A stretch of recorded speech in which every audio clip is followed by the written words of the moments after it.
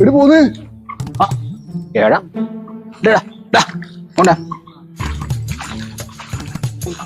എടാ ഞാനൊന്ന് റേഷൻ കട വരെ പോവാ അരി മണ്ണെണ്ണൊക്കെ തീർന്നിരിക്കും അതൊന്ന് വാങ്ങാൻ വേണ്ടി മനസ്സിലായില്ലേ എടാ എന്റെ പിന്നെ ഇളയ ചെറുക്കനല്ലേ ഇവൻ ഇവനിപ്പം ബാംഗ്ലൂരിൽ മറ്റേ എന്നാ കമ്പനിയില് എടാ എന്നാ കമ്പനിയാടാ Instagram.com.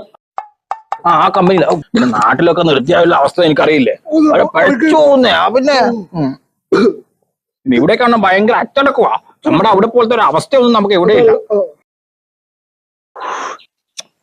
എടാ 9 മണി നിന്റെ പൈസ ഞാൻ തരാം, വീട്ടിന്റെ ആധാരം മണി വെച്ചിട്ട് ഞാൻ തരാം.